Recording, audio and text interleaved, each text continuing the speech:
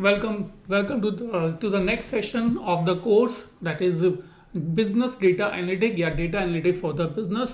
इसको हम प्यार से BDA भी कहते हैं, जो कि आपके कोर्स में 20 मार्क्स का इंस्टीट्यूट ने बताया गया है। अगर हम ऑप्शनल क्वेश्चंस को भी मिला दें तो ये 30 मार्क्स तक का भी आ सकता है।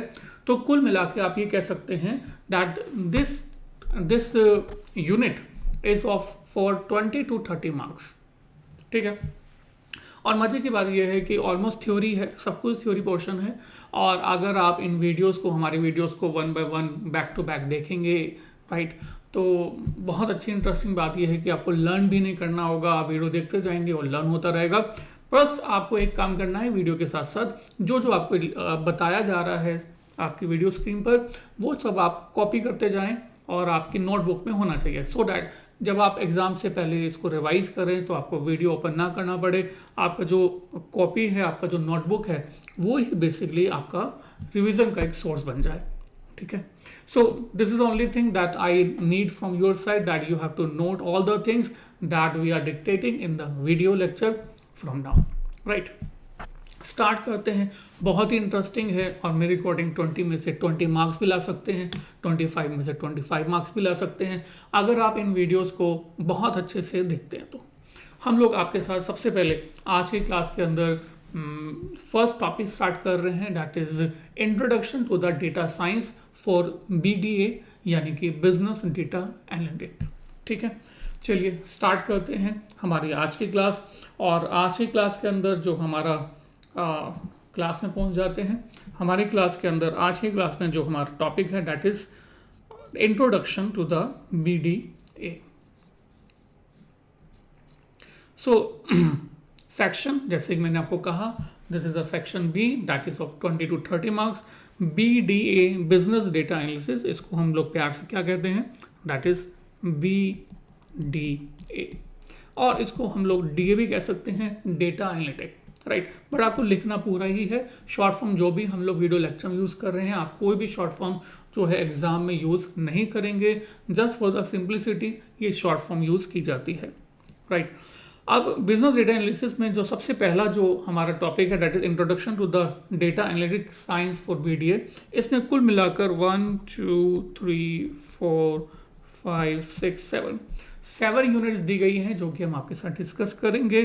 First is meaning, nature, peripherals, properties and scope of the BDA, types of data and types of data in the finance and costing and accounting, also digitalization of the data and information, transformation of data to decision relevant information, communication of the information for quality decision making, professional skepticism regarding data, and ethical use of data and information. All the things are very very important for the examination।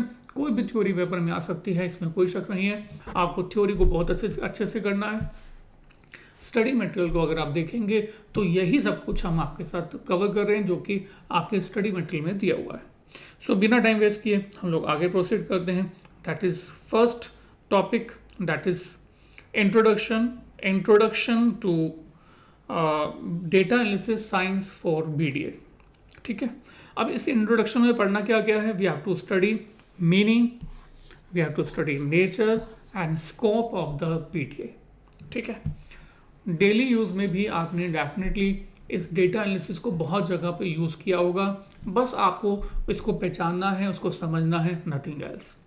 और आपकी life में भी आप ऐसा use करते हैं। In fact आप use नहीं करते हैं, आप पर यूज़ किया जाता है। आप देखते होंगे बहुत बार सर्वे होता है, सर्वे में आपको टिक कराते हैं आपकी एज, आपका नाम क्या है, एज क्या है, इनकम सोर्स क्या है, इनकम का लेवल कितना है, इसके अलावा कहाँ पर रहते हैं। तो आपका जो है एक डेटा क्रिएट किया जाता है, बेसिकली डेटा कलेक्ट किया जाता है। उस डेटा के बेसिस पर इंफॉर्मेशन गैदर की जाती है, उसके बेसिस पर आपको प्रोडक्ट जो है फ्यूचर में दिखाए जाते हैं।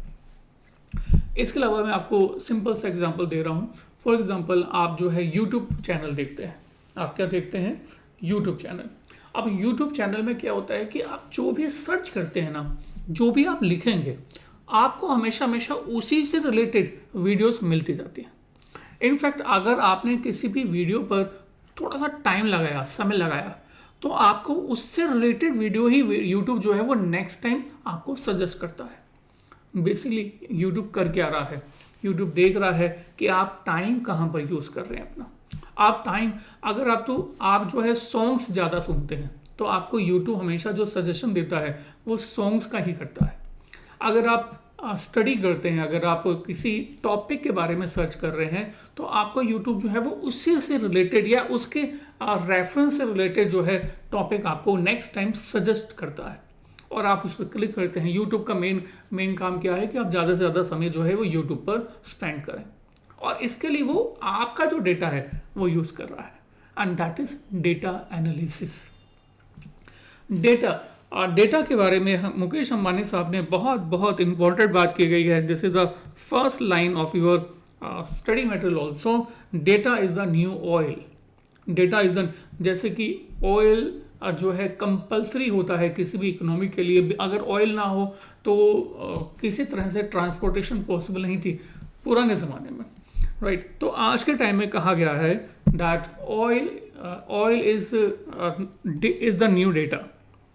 Data is the new oil, sorry, data is the new oil. और इसको अगर मैं यहाँ पर कन्वर्ट करूँ तो मैं कहूँगा that data is the strength of any business.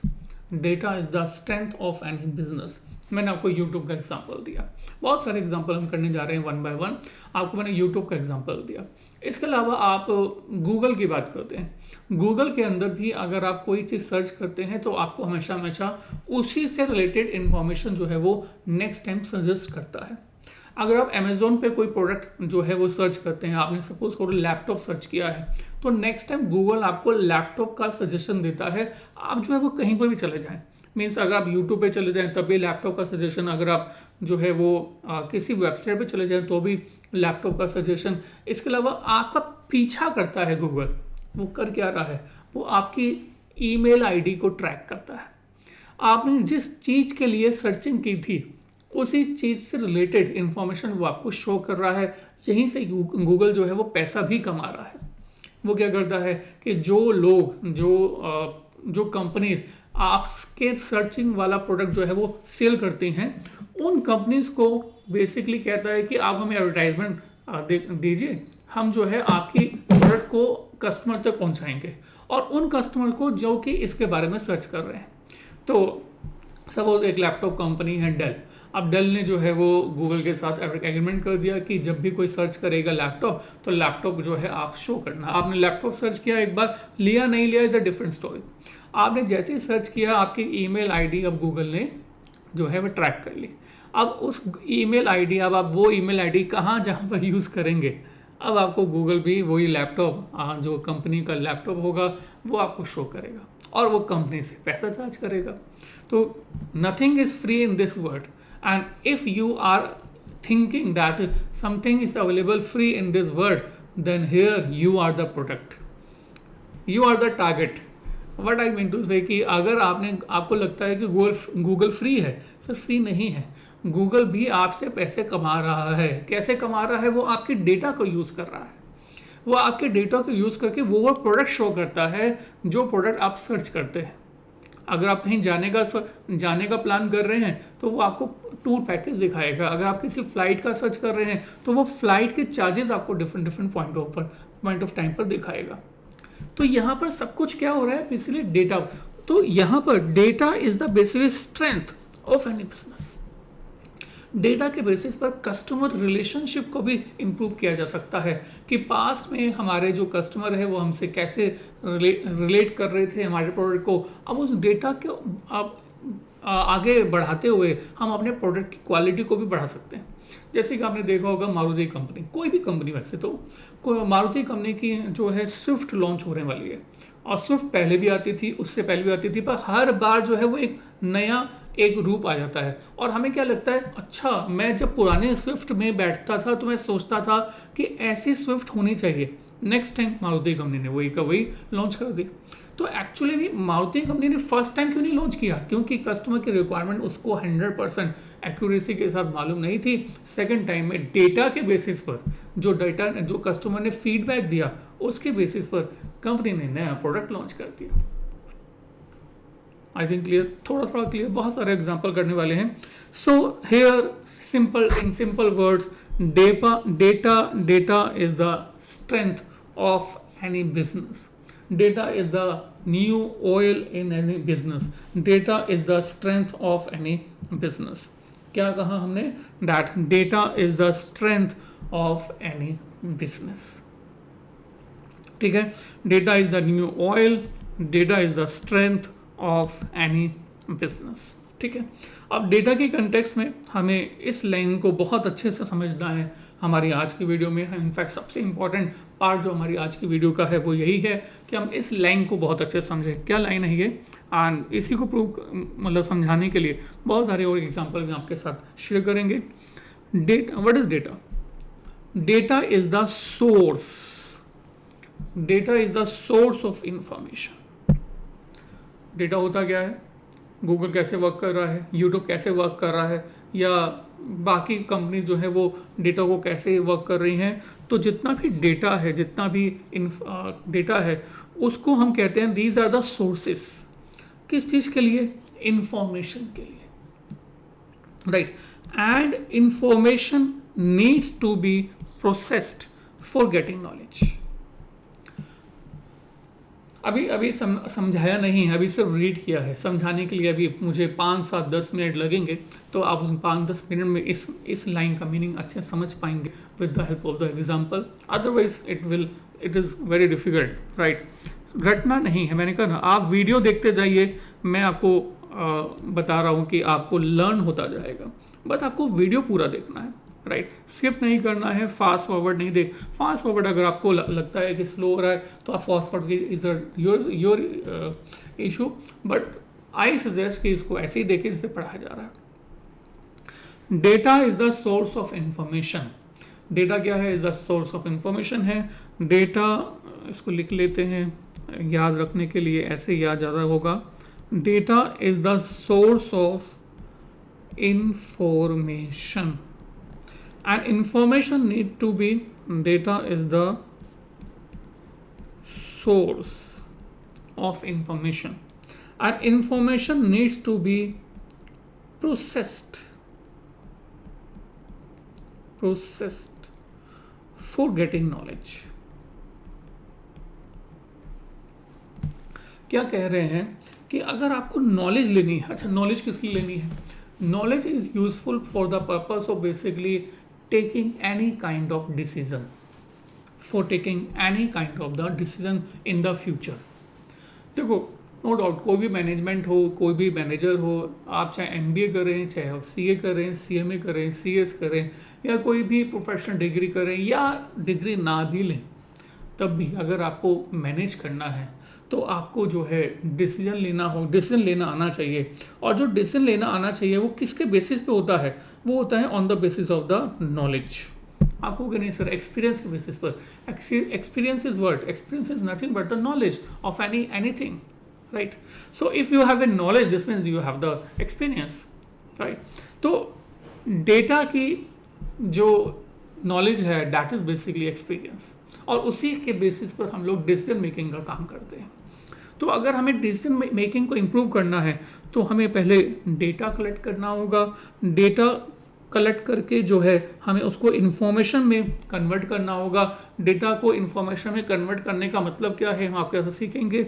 और उस इन्फॉर्मेशन को प्रोसेस करके हमें अपनी नॉलेज इंक्रीज करनी होगी. उस नॉलेज का यूज़ करेंगे हम लोग डिसीजन मेकिंग के लिए. सो यही हमने आपके साथ यहाँ पर लिखा हुआ है. That is, data is the source of information, and knowledge is needs to be processed for getting. Information needs to be processed for getting knowledge. I repeat, data is the source of information, and information needs to be processed for getting knowledge. Data is the source of information. ठीक है, समझते हैं simple language में. देखो, एक छोटा सा example मैंने आपके साथ शेयर किया. हम आपको 2, 3, 4 एग्जाम्पल देंगे. उन एग्जाम्पल से इस लाइन को अच्छे से समझाने की कोशिश करेंगे.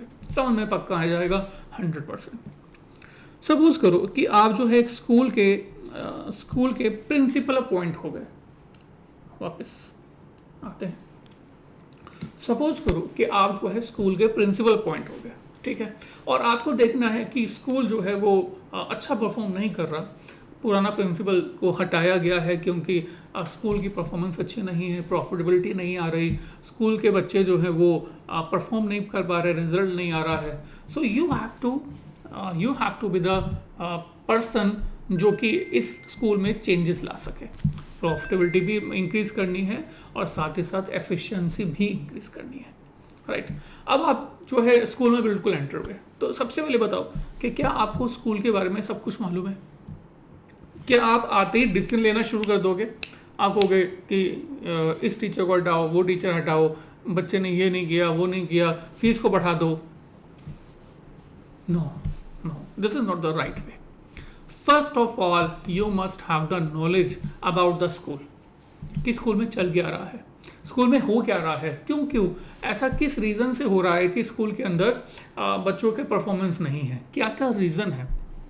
बच्चा इंग्लिश में वीक है, मैथ्स में वीक है, साइंस में वीक है, फीस का क्या चक्कर है, फीस हमारी स्कूल की ऑलरेडी इंक्रीज है या नहीं है, अगर इंक्रीज है तो उसके बावजूद भी प्रॉफिटेबिलिटी नहीं आ रही, उनको हमें आइडेंटिफाई करना पड़ेगा। तो सबसे पहले मुझे क्या करना होगा, स्कूल में एंटर करने के बाद चेंजेस नहीं करने, नो, नॉट एट ऑल। सबसे पहले I have to collect some data of the students. First of all students का डेटा कैसे मैं सपोज करो आप जो है प्रिंसिपल बन के जो है किसी क्लास में चले गए और आपने जो है स्टूडेंट्स को बोला कि आप सभी के सभी मुझे अपना इंट्रोडक्शन दें। अब सभी स्टूडेंट आपको इंट्रोडक्शन देंगे एक करके, वो क्या क्या बताएंगे, नाम बताएंगे, एज बताएंगे, बॉय गर्ल जो है वो हमें मालूम चल गया है। इसके अलावा बताएंगे कि उनकी सोर्स ऑफ इनकम क्या है, मतलब पापा क्या करते हैं, जॉब में है, बिजनेस में है, या कहीं और कुछ और काम करते हैं, या फिर और ये बताएंगे कि वो कौन से जगह से आ रहे हैं, कितने टाइम से स्कूल में पढ़ रहे हैं, और एंड साथ ही साथ उनके लास्ट ईयर की परफॉर्मेंस क्या है उन्होंने वो हमें बताएंगे। अब ये जितने जो इंफॉर्मेशन प्रिंसिपल को मिल रही है, so all these are the data. So data is the source of information. यही जो डेटा है ये इंफॉर्मेशन जो है बनाने का काम करता है। Data is the source of information. ये सारा डेटा हम लोग पूरी क्लास से जब कलेक्ट कर लेंगे, प्रिंसिपल खुद भी कर सकते हैं, वो किसी पर्सन को भी लगा सकते हैं कि पूरी क्लास के डेटा को पहले इकट्ठे करो, इकट्ठा करने के बाद उसको किसी एक मीनिंगफुल फॉर्म में कन्वर्ट करो। देखो जब मीनिंगफुल फॉर्म में वो कन्वर्ट हो जाएगा तो हमें मालूम चलेगा, अच्छा हमारे स्कूल में नंबर्स ऑफ बॉयज़ इतने हैं, गर्ल्स इतनी हैं, नंबर 1। नंबर 2, हमारे स्कूल के अंदर जो बच्चे आते हैं वो कितने एरिया से आते हैं, बहुत दूर से आते हैं, पास से आते हैं। नंबर 3, हमें मालूम चलेगा कि जो बच्चे हमारे स्कूल में आते हैं उनके फैमिली की इनकम लेवल कितना है, 5 लाख रुपए तक है, 5 लाख से 10 लाख के बीच में है, 10 लाख से 20 लाख के भी ऊपर है, या 20 लाख से ऊपर है। हमें इनकम का लेवल मालूम चलेगा कि फ़ीस अगर हम इंक्रीज़ करेंगे भी तो वो फिजिबल होगा या नहीं होगा। ऐसा नहीं होना चाहिए कि स्टूडेंट्स का जो फैमिली बिजनेस इनकम लेवल है वो 5 लाख के नीचे है और हम ऑलरेडी फ़ीस बढ़ा चुके हैं, हम लोग और फीस इंक्रीज़ करें तो बच्चा फ़ीस तो देना और हमारे स्कूल को छोड़ के भाग जाए। ठीक है, we have to understand this. तो जितना डेटा कलेक्ट हुआ उसको पहले मीनिंगफुल फॉर्मेट में, पहले इंफॉर्मेशन में कन्वर्ट करना होगा। We will talk about how. This is the overall idea about the sentence data is the source of information. अभी हम लोग डेटा कलेक्ट करने के बाद इंफॉर्मेशन में उसको कन्वर्ट कर रहे हैं। ठीक है, और जब वो इन्फॉर्मेशन कलेक्ट हो जाएगी उसको इस तरह से प्रोसेस किया जाएगा, मीनिंग फॉर्मेट में प्रोसेस किया जाएगा, so that we have the knowledge. Okay, this is the case. क्या कि स्टूडेंट्स ने अपने पास परफॉर्मेंस में देखा कि मैथ्स में सभी के सभी बच्चे ज़्यादातर वीक हैं। टीचर्स को, प्रिंसिपल को पहले कैसे मालूम था कि कौन सा सब्जेक्ट वीक चल रहा है? उसको मालूम चला, अच्छा हमारे स्कूल के अंदर पिछले साल में मैथ्स का जो रिजल्ट है वो बच्चे जो है सबसे ज़्यादा वर्स्ट परफॉर्मेंस दे गए थे, यानी कि मार्क्स सबसे कम आए थे। राइट, कहाँ से मालूम चला? डेटा से। राइट, अब डेटा के बेसिस पर उसको जब ये सब कुछ मालूम चल गया तो अब वो जो है अपने डिसीजंस लेने में आगे मूव कर सकता है। राइट, बहुत सारे डिसीजन हो सकते हैं। Let's go to the slide. Go to any class, take introduction, of students, name, age, place of residence, income, gender, last class performance, ये सब कुछ ले लिया। Take data of every class of the school, इस तरह से आप जो है पूरे स्कूल के डेटा को इकट्ठा करो, कलेक्ट करो and convert into the meaningful information. आप जो है उसको एक एक्सेल बनाओ, एक्सेल शीट में जो है उसको नाम दो कि कौन सा डेटा क्या प्रेजेंट कर रहा है, and then we will have the information about that numbers of boys and girls in the school. Sorry. Income level of the families, from where students are coming, performance records of the records and और इससे क्या idea होगा, अच्छा अगर ये जो maths का teacher है वो हमें जो है परेशान कर रहा है, we have to improve in the mathematics basically for the performance. फिर मालूम चलेगा कि स्कूल के बच्चे जो है दूर दूर से आते हैं, अगर दूर दूर से आते हैं तो हमारी जो बसेज हैं वो बिल्कुल पास पास में है, तो can we do this thing कि हमारी बसेज जो है वो दूर से आएँ, जिससे कि स्कूल में बच्चे जब दूर से हमारी बस यूज़ करेंगे तो हमारी इनकम लेवल अपने आप से इंक्रीज होगा। इसके अलावा स्पेंडिंग कहाँ कहाँ पर है, उसके लिए हमें अलग डेटा कलेक्ट करना पड़ेगा कि स्कूल के खर्चे कहाँ कहाँ पर हो रहे हैं, उसके जो इन्फॉर्मेशन होगा उसके बेसिस पर हम लोग देखेंगे कि अपने खर्चों को कैसे कंट्रोल करें। सो what here we mean to say, this is a very first example. Data was collected, right, and data was collected and data is the source of information. Meaningful format में हमने उसको एक अरेंजमेंट किया, arrangement of the data in a meaningful form is the basically information, and when information is process so that it will becomes a knowledge. जब आप उस information को जो है अच्छे से प्रोसेस कर लेते हैं तो उसको हम बोलते हैं नॉलेज। एक और एग्जांपल समझा रहा हूँ, मैंने आपको कहा 3-4 हम लोग एग्जांपल लेंगे। अब कुछ डेटा आपके सामने शेयर किया है, ये डेटा है मैंने कहा रैंडमली जो है हमने आपको डेटा दिया है, 2 Amul company 36, Nestle 37, 4, 6, ITC company 38, 8, 35, 36। आपको कैसे ये अजीब सा डेटा क्या है तो डेटा, चाहे वो किसी कंपनी का नाम है, चाहे वो नंबर्स हैं, है तो डेटा। देखो डेटा जब आपको दिया गया है ये अपने आप में है तो डेटा, बट वो अपने आप में कोई इंफॉर्मेशन में नहीं दे रहा, कोई एक मीनिंग फॉर्मेट में हमें आंसर नहीं दे रहा है ना। यहाँ पर पिछले वाले एग्जाम्पल में तो मैंने फिर भी सबको जो है एक सीक्वेंस लिख दिया था, हम लोग सिर्फ स्कूल के बच्चों के बारे में बात कर रहे थे, है ना। अगर हम ये कहें कि हम लोग स्कूल के स्टूडेंट्स के बारे में बात कर रहे हैं, इनकम एक्सपेंडिचर के बारे में बात कर रहे हैं, सब कुछ बस इकट्ठा करते जा रहे हैं, तो वो डेटा तो है बट वो इन्फॉर्मेशन नहीं है। जब उसको हमने एक तरह से अरेंज कर दिया एक्सेल फाइल में, वो हमारी इन्फॉर्मेशन बन गई। ऐसे ही ये जो है ये डेटा तो है बट इन्फॉर्मेशन नहीं है। इस डेटा को पहले हमें अरेंज करना होगा। हमें कैसे अरेंज करना होगा, हम यहाँ पर ये कह सकते हैं कि हम आपस में 2 एक नंबर था तो 2 को पहले लिख लेते हैं, उसके बाद ये 4 नंबर है, एक 6 नंबर है, ये 8 नंबर है।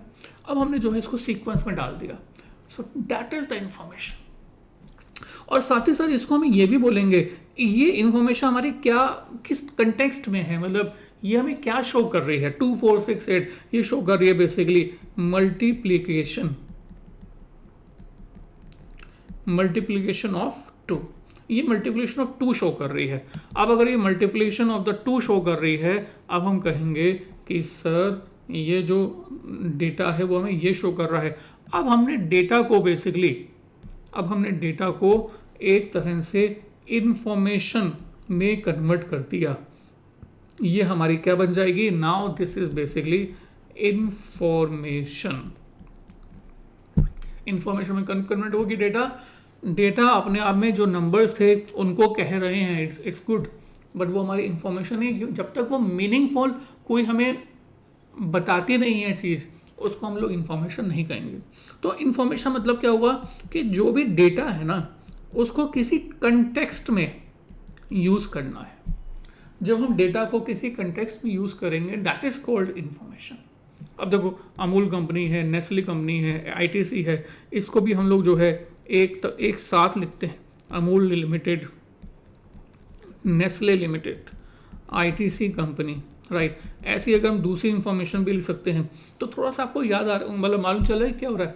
अमूल डेली मिल्क यूज़ करते हैं इसका, नेस्ले ऑलमोस्ट मैगी यूज़ करते हैं इसके भी बहुत सारे, कैडबरी है नेस्ले की है, ITC आशीर्वाद आटा इसी का आता है, सिगरेट की कंपनी है। बेसिकली ये जो कंपनीज हैं जो नाम आपके सामने लिखे हुए हैं, इस तरह के कंपनीज को जो हमारी रेगुलर डेली रूटीन में इनके प्रोडक्ट यूज़ होते हैं, इस तरह की कंपनीज को हम बोलते हैं basically FMCG companies. So these are the names of the FMCG। जब डॉट डॉट डॉट डाला है इसका मतलब है कि ऐसी और भी FMCG कंपनीज हो सकती हैं। और कौन कौन सी, जैसे हमने कहा टाटा कंज्यूमर, इसके अलावा आपने शायद नाम सुना होगा HUL, हिंदुस्तान यूनिलीवर। सो जो हम डॉट डॉट डाल रहे हैं मतलब इस तरह की और कंपनीज। अब हमने इसको देखो एक मीनिंगफुल फॉर्मेट में एक नाम दे दिया, दैट इज FMCG कंपनीज। बाकी जो नंबर्स हैं वो हैं 36, 37, 38, 39 भी कहीं ना कहीं होगा, अगर नहीं भी है तो कोई बात नहीं, डॉट डॉट डॉट। ये क्या है, इसको भी हमने कहा ये जो नंबर्स हमने लिए थे जब, सो ये बेसिकली टेम्परेचर था, टेम्परेचर ऑफ अ सिटी, को भी नाम ले लेते हैं। This is the temperature of the Rajasthan, ज़्यादा है, गर्मी है, तो इस नाम दे दिया, राइट। और भी किसी का हो सकता है वटएवर। अब हमने कहा हमने इस डेटा को जिस कंटेक्स्ट में यूज़ किया उसका जब हमने नाम दे दिया तो हमने कहा this is the now information. So ये इंफॉर्मेशन कैसे आया, हमने कहा इंफॉर्मेशन आया बेसिकली डेटा जो है हमने जिस सोर्स से इकट्ठा किया है वो हमारा कन्वर्ट हो गया है इंफॉर्मेशन में, जिस कंटेक्स्ट, अगर हमें कंटेक्स्ट को नाम दे दिया है तो उसको हमने कहा this is our information. Data is the source of information and when information processed it becomes a knowledge. And information लिखा हुआ हमने, data the source of information and information needs to be processed for getting knowledge. तो knowledge लेने के लिए हमें क्या करना है, इस इंफॉर्मेशन को प्रोसेस करना है, राइट। अब हमने कहा ये डेटा आ गया, राइट, और इस इंफॉर्मेशन को हमें जो है प्रोसेस करना है, और इंफॉर्मेशन को जब हम प्रोसेस करेंगे तो हमारे पास नॉलेज आ जाएगी, राइट। तो अब हम कहेंगे कि सर ये जो नॉलेज है ये कैसे आएगी, लाइक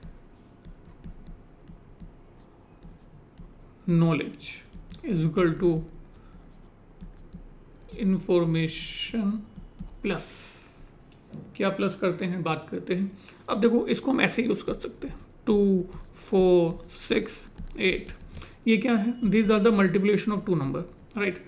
अब इसका यूज क्या हो सकता है, हमने कहा सर अगर हम ये बोलें कि 2, 4, 6, 8 बेसिकली एक कंपनी के ग्रोथ परसेंटेज है, एक नई कंपनी फॉर्म हुई है और जो है वो एक ग्रोथ लास्ट 4 ईयर में जो ग्रोथ है वो कितनी है वो दिखा रही है। तो फर्स्ट ईयर में ग्रोथ 2%, सेकेंड ईयर में 4%, 6%, 8%। So now we can say that for the next year we are expecting that the growth is 10%। Are you getting this? So ये हमने जो है एक कंटेक्स्ट में यूज़ किया, और इस कंटेक्स्ट में जब यूज़ किया तो इसका पर्पस क्या रहा, दैट हमने जो है एस्टिमेट किया। पहले तो ये मल्टीप्लिकेशन है ऑफ 2 है, राइट।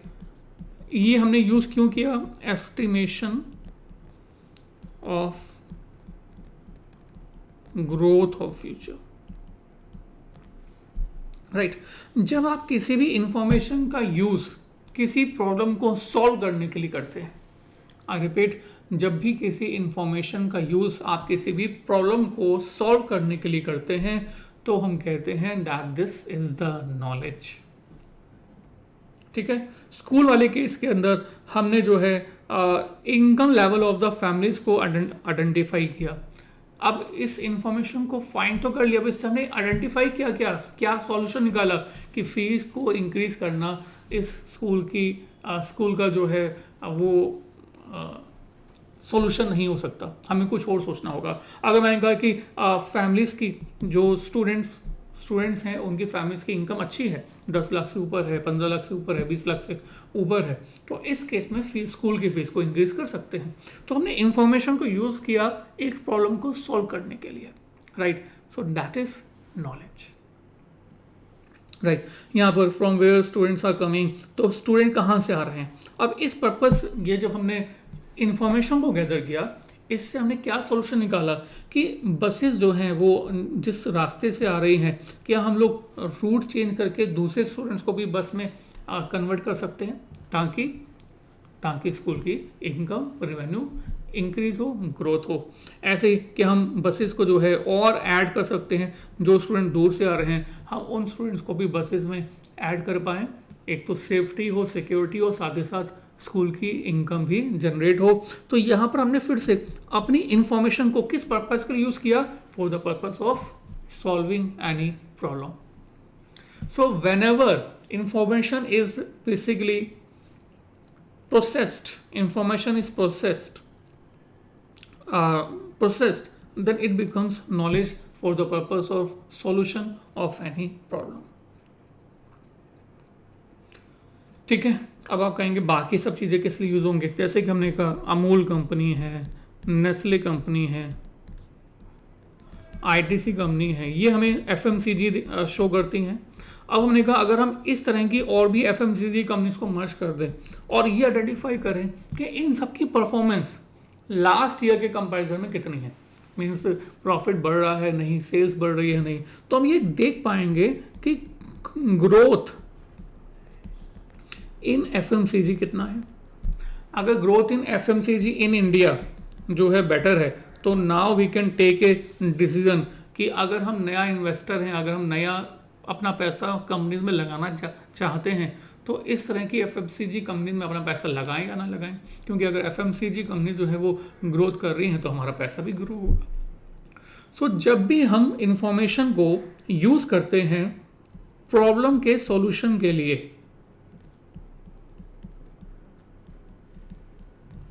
तो इसको बोलते हैं नॉलेज।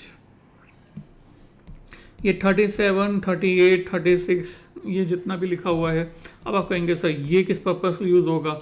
हमने कहा सर ये सपोज करो कि ये टेम्परेचर है किसी सिटी का। अब इससे मालूम क्या चलता है?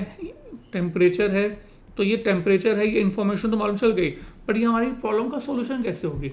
अब सर ये जो इन्फॉर्मेशन है यूज़ हो सकती है कि इस सिटी में हमें एसी सेल करनी है नहीं, हम इस सिटी में अपनी एसी को प्रोडक्शन लगाए ना लगाएं, क्योंकि अगर इसी सिटी में अपना प्रोडक्शन एसी का प्लांट लगा देंगे, मैन्युफैक्चरिंग करने का प्लांट लगा देंगे, बाहर से लाना नहीं पड़ेगा, तो हम लोग ईजिली ट्रांसपोर्ट करके जल्दी प्रोडक्शन करके सेल आउट कर सकते हैं। और एसी की सेल इंक्रीज करने की पॉसिबिलिटी है या नहीं, ये भी हम यहाँ से मालूम कर सकते हैं। डेटा इकट्ठा किया, डेटा इकट्ठा करके उसको हमने इंफॉर्मेशन में कन्वर्ट किया, इंफॉर्मेशन को हमने बेसिकली यूज़ किया अपनी नॉलेज के लिए, यानी कि प्रॉब्लम के सॉल्यूशन के लिए, राइट।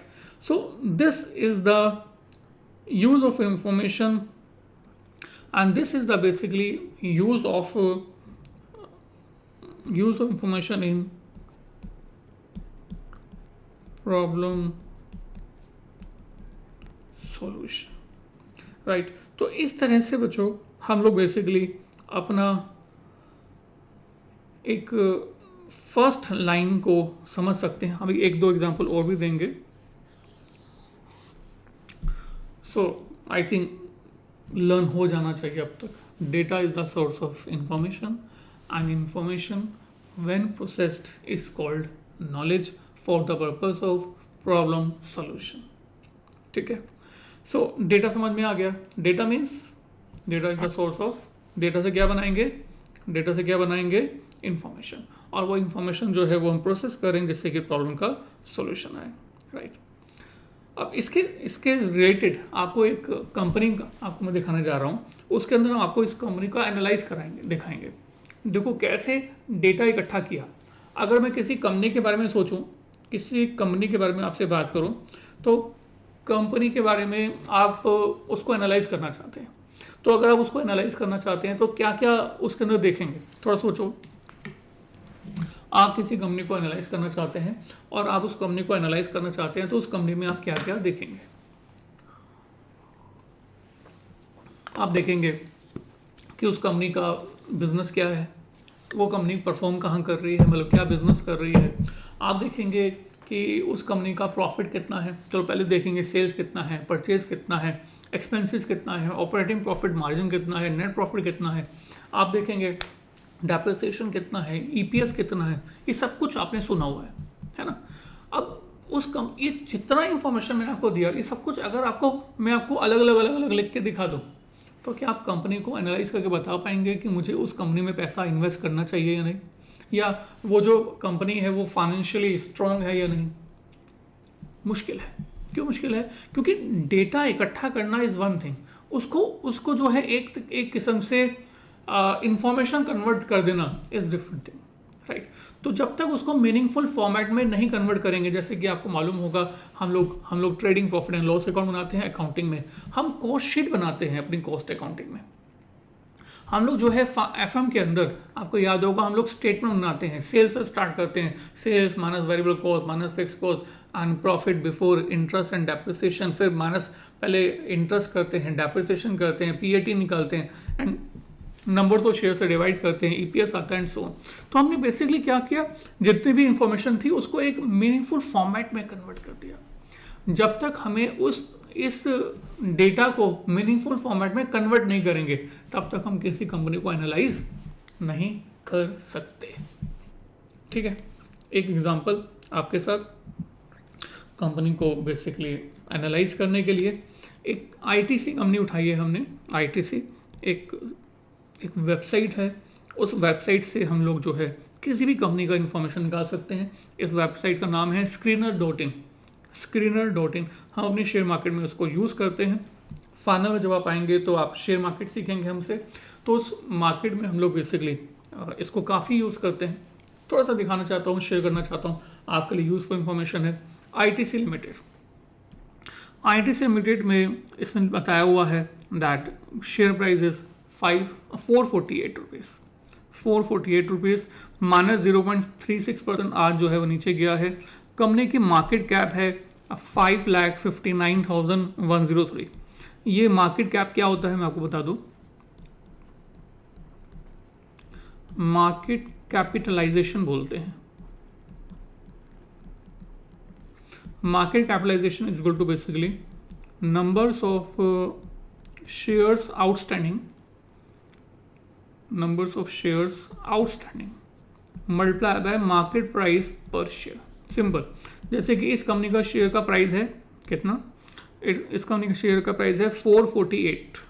ठीक है, अब इसके जितने भी नंबर्स ऑफ शेयर आउटस्टैंडिंग होंगे, मतलब कंपनी ने जितने भी शेयर्स इशू किए हुए हैं उनको यहाँ पर कंसिडर करेंगे, 10 करोड़ 20 करोड़ 50 करोड़ वटएवर जो भी होगा, और इस तरह से जो मल्टीप्लाई करके नंबर आएगा ना, that is called market capitalisation of a company, right.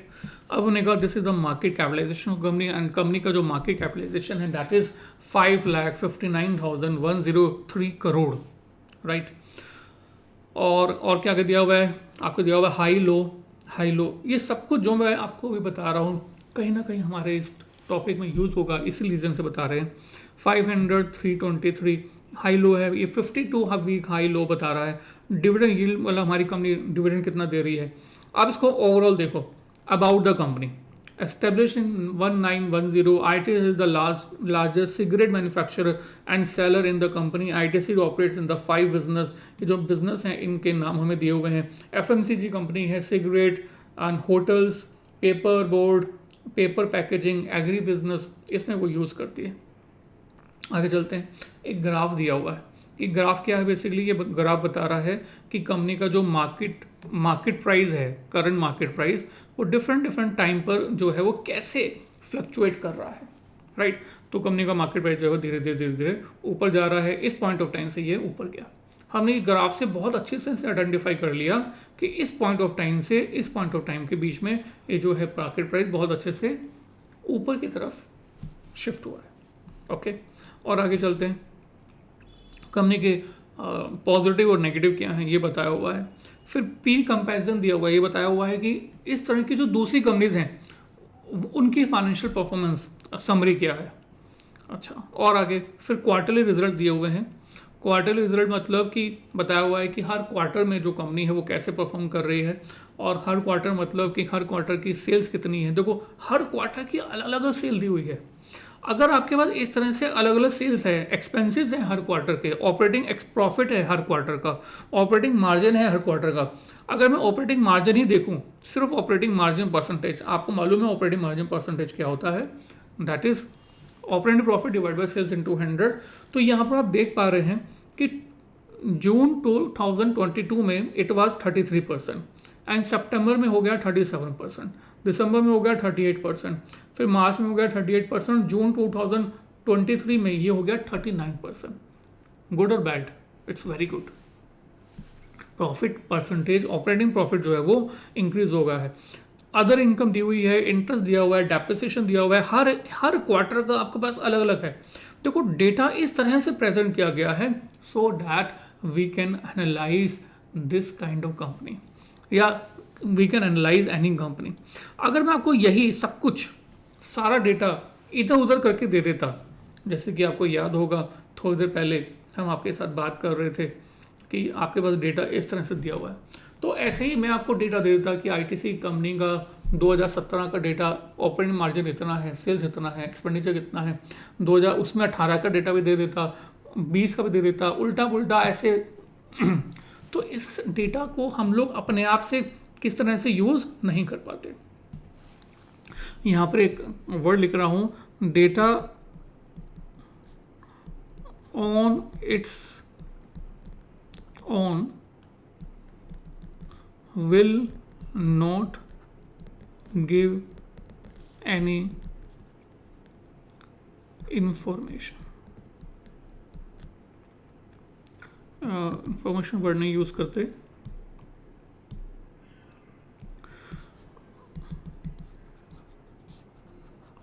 will not serve any purpose।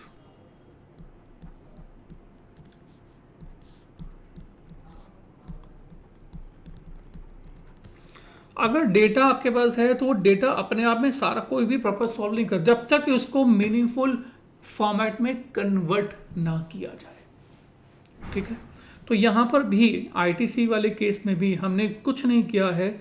जो डेटा आप लोग कॉस्ट अकाउंटिंग में, फाइनेंशियल मैनेजमेंट में पढ़ते हैं, उस सारे डेटा को हमने यहाँ पर, मतलब हमने नहीं, इस वेबसाइट ने बेसिकली एक मीनिंगफुल फॉर्मेट में एक्सप्रेस कर दिया है so that you can see, analyze, compare and take decision, right? So all these are the informations। Profit and loss account given है, ईयर वाइज ऊपर की तरफ आपके पास क्वार्टरली था, ये ईयरली है, और उसके बाद गिवन है ईपीएस कितना है, बैलेंस शीट गिवन है हर ईयर की, आप देख पाएंगे कि शेयर कैपिटल में क्या इंक्रीज हो रहा है, देख पाएंगे रिजर्व कितने इंक्रीज हो रहे हैं, देख पाएंगे बोरिंग्स कितनी इंक्रीज हो रही हैं, फिक्स असेट्स क्या हैं एंड सो ऑन।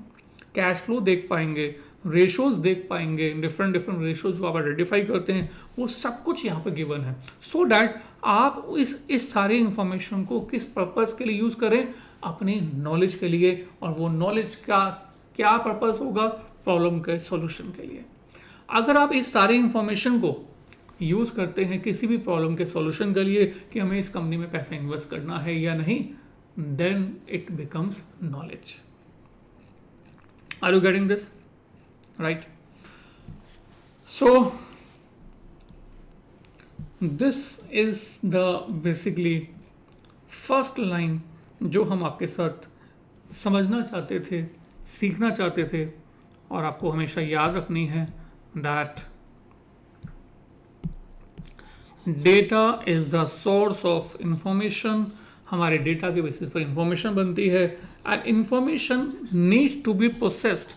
इसको हमें इस तरह से प्रोसेस करना है जिससे कि हमें नॉलेज बने, right? And this is about first line, meaning relationship of these three, right? अब इसके बाद नेक्स्ट थिंग जो मुझे आपको बतानी है कि हमारा जो डेटा है वो यूज़ कहाँ होता है, मीन्स ऐसी कौन कौन सी प्लेसेस हैं, ऐसी कौन कौन सी जगह हैं जहाँ पर कि हम इस डेटा को यूज़ कर सकते हैं। मैंने आपको एग्जांपल दिया अभी थोड़ी देर पहले, मैंने कहा कि आप इस डेटा एनालिसिस को यूट्यूब वाले यूज़ करते हैं। यूट्यूब कंपनी जो है वो no doubt it is Alphabets limited, Google की ही कंपनी है यूट्यूब, मतलब YouTube is the subsidiary of the Google limited data को यूज़ करते हैं। फेसबुक अगर मैं बोलूँ तो फेसबुक भी डेटा को यूज़ करता है। आप जहाँ पर अपना टाइम यूज़ करते हैं उससे रिलेटेड इंफॉर्मेशन को फेसबुक पर शो किया जाता है। इसके अलावा सिर्फ गूगल और यूट्यूब तक ही सीमित नहीं है, बैंकिंग सेक्टर, पूरा बैंकिंग सेक्टर जो है वो डेटा के बेसिस पर ही आगे वर्क करता है। अगर बैंकिंग के पास डेटा ना हो तो काम कर ही नहीं सकता। आपकी अकाउंटिंग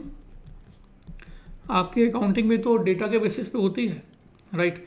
और इसके अलावा और बहुत सारी चीज आपने आजकल सुना है, आर्टिफिशियल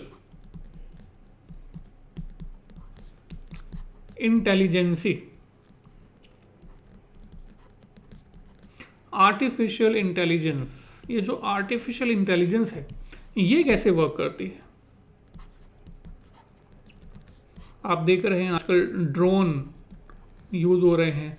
आपने सेल्फ ड्राइविंग कार का नाम सुना होगा, नो डाउट इंडिया में नहीं है बट सुना होगा, सेल्फ ड्राइविंग कार।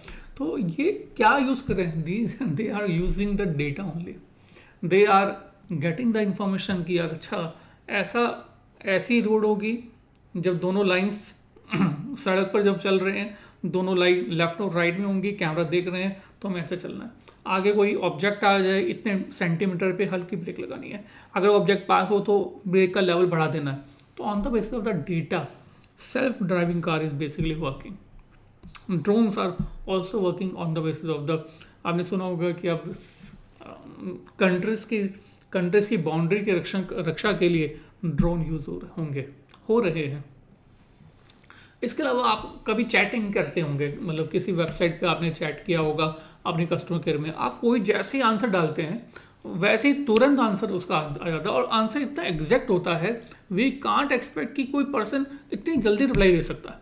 एक्चुअली में कोई पर्सन दे नहीं रहा वो reply, they are replying on the basis of the AI, artificial intelligence, और वो आर्टिफिशियल इंटेलिजेंस डेटा के बेसिस पर ही आपको रिप्लाई दे रहा है, आंसर दे रहा है ना। आपने चंद्रयान 3 लॉन्च हुआ, सक्सेस हुआ, पर चंद्रयान 2 सक्सेस नहीं हुआ। पर चंद्रयान 3 सक्सेस क्यों हुआ? बिकॉज उसने चंद्रयान 2 का 1 का जो है डेटा यूज किया। पूरी के पूरी वर्ल्ड जो है वो इंडिया को कह रहा है कि चंद्रयान 3 के लिए बहुत बहुत शुभकामनाएं, और वो उसको प्रेस कर रहा है। बेसिकली चाहता क्या है वर्ल्ड? वो ये चाहता है कि चंद्रयान 3 से जो नॉलेज मिली है वो उसे शेयर हो, ताकि उस डेटा को पूरा वर्ल्ड जो है वो यूज कर पाए। इसके अलावा कस्टमर रिलेशनशिप,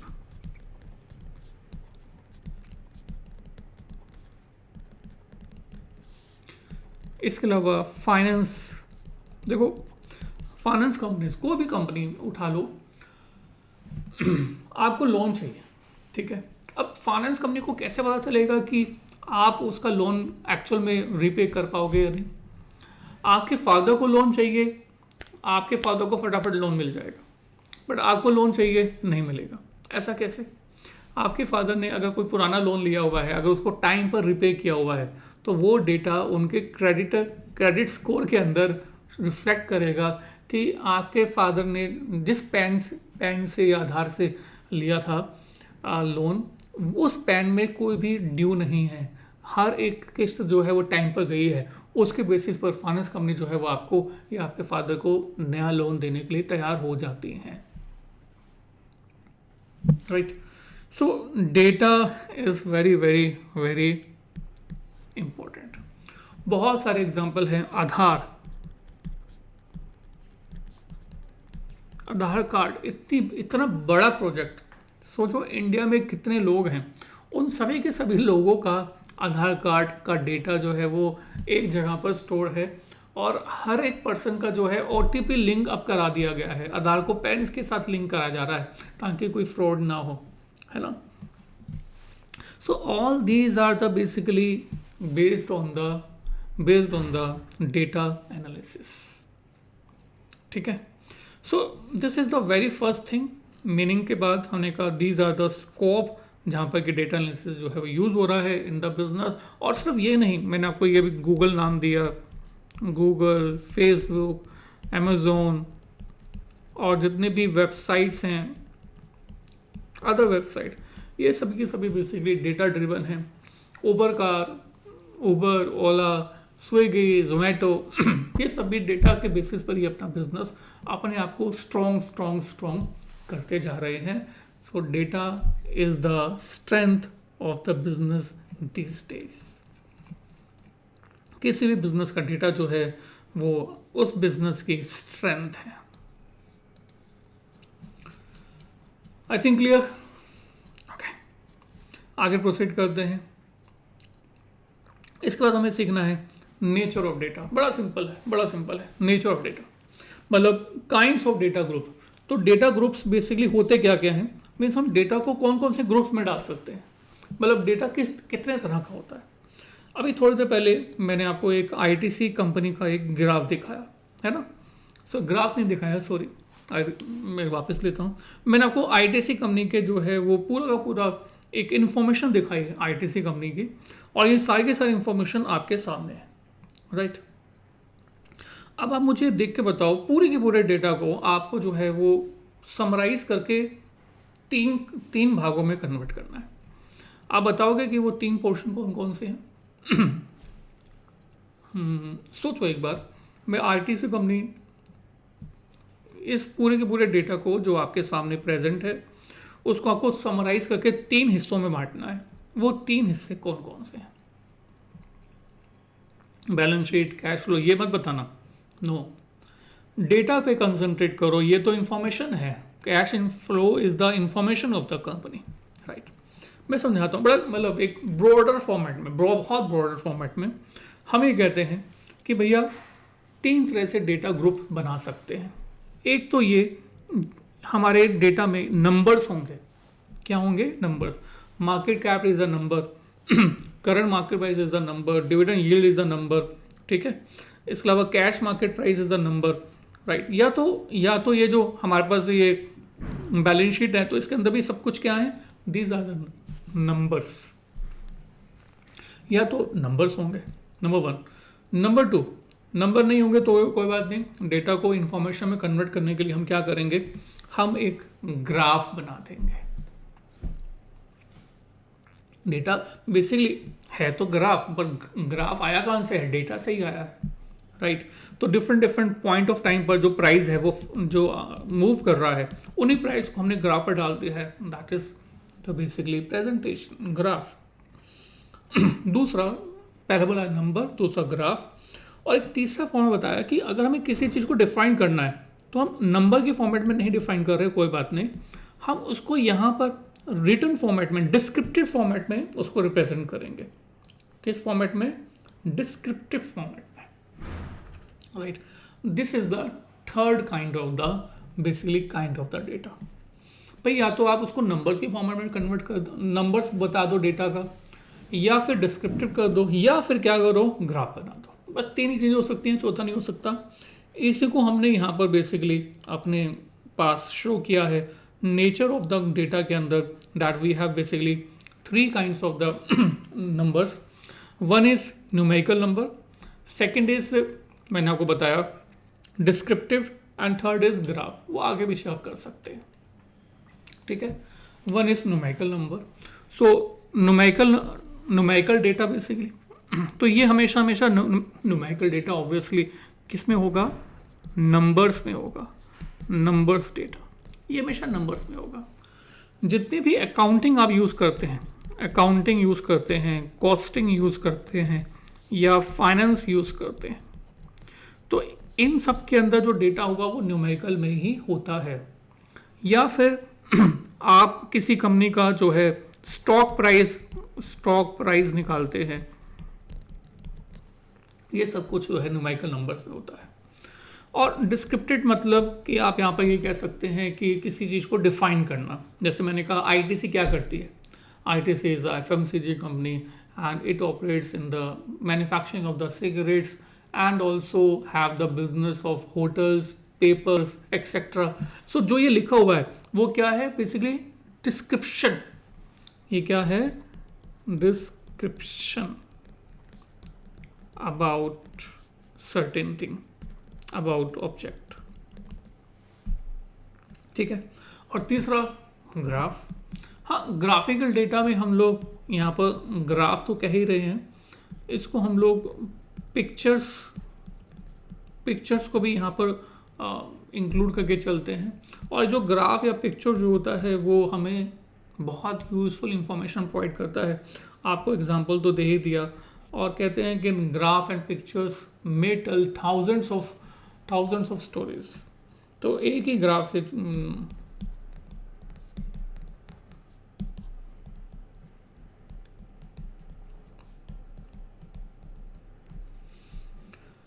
ठीक है। So this is about 3 kinds of data. अच्छा, ये लिख सकते हैं, ये तो डिस्क्रिप्टिव को ना, इसको हम लोग बोलते हैं क्वालिटेटिव इंफॉर्मेशन। नाम बदला हुआ है, नथिंग एल्स। डिस्क्रिप्टिव या क्वालिटेटिव एक ही हो, न्यूमेरिकल या फिर क्वांटिटेटिव एक ही बात है। जब क्वांटिटेटिव हो मीन्स न्यूमेरिकल की बात कर रहे हैं, आगे भी एक जगह यूज होगा। जब डिस्क्रिप्टिव हो मतलब यहाँ पर हम लोग क्वालिटेटिव बात कर, क्वालिटेटिव, डिस्क्रिप्टिव, क्वांटिटेटिव, न्यूमेरिकल। ठीक है। तो काइंड्स ऑफ डेटा कितना हो गया, जैसे ही हो जाए मतलब जैसे ही पूछा जाए नेचर ऑफ डेटा बताओ, तो याद करना आईटीसी का पूरी की पूरी इंफॉर्मेशन। कितनी तरह की इंफॉर्मेशन थी? 3, numerical, descriptive and graph, that's it. ठीक है। And this is basically first unit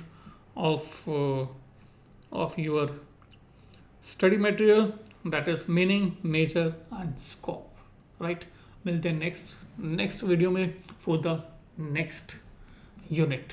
thank you very much.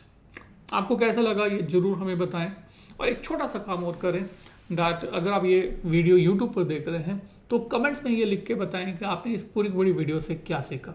आप बताएंगे, हमें अच्छा लगेगा। Right, this is for you. Right, thank you very much.